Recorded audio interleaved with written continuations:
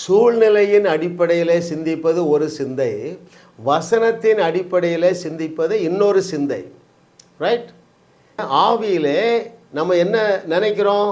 வார்த்தை இப்படி சொல்லுகிறது, நான் தரித்திரத்தோடு வாழ வேண்டிய அவசியம் இல்லை, ஏனென்றால் அவர் எனக்காக தரித்திரராயிற்றார். 2 கொரிந்தியர் 8:9.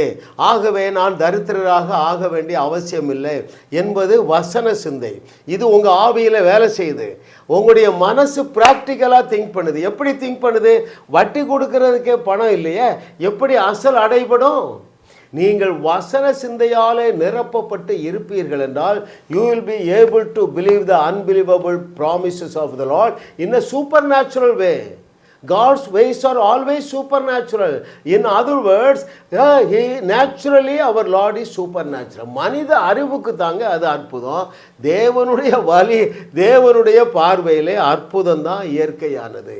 தேவன் வேதத்தில் ஆதியாகமத்திலிருந்து கடைசி புஸ்தகம் வரைக்கும் தியானிங்க. எந்த ஒரு பிரச்சனையையும் நேச்சுரல் வேலை சால்வ் பண்ணவே இல்லை, இயற்கையான வழியிலே சால்வ் பண்ணவே இல்லை. ஒரு வியாதியாக இருக்கலாம், சூப்பர் நேச்சுரல் ஹீலிங். ஒரு தேவையாக இருக்கலாம், சூப்பர் நேச்சுரல் ப்ரொவிஷன்ஸ்.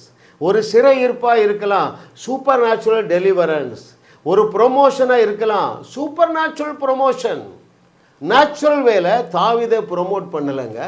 நேச்சுரல் வேலை யாரை ப்ரொமோட் பண்ணலை? சாத்ராக், மேஷாக், ஆபேத்நேகோவை ப்ரொமோட் பண்ணலை. தானியேல் நேச்சுரலாவா ப்ரொமோட் பண்ணார். எப்போ? சிங்கங்களின் வாயை கட்டி போட்டார். சிங்கம் தானியேலை சேதப்படுத்தவில்லை. எனவே இயற்கைக்கு அப்பாற்பட்ட விதத்தில் தேவன் தானியேலை ராஜாவுடைய சீட்டுக்கு பக்கத்தில் உட்கார வச்சுட்டாருப்பா. That is the plan of the lord. நீங்கள் எந்த சிறையிருப்பில் இருக்கிறீங்க? வியாதியாகிய சிறையிருப்பில் இருக்கிறீர்களா? எந்த வியாதியைங்க மருந்து போட்டு இயேசு கிறிஸ்து சுகமாக்கினார்? எந்த வியாதியை எலியா, எலிசா, வேற யார், நம்ம பேதுரு, பவுல், ஒருத்தருமே நேச்சுரல் வேலை எந்த வியாதியை சுகமாக்கலை. God's ways are always super natural.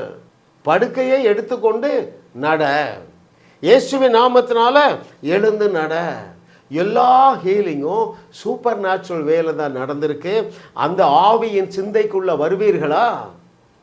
Right? அடுத்தது என்ன? டெலிவரன்ஸ்.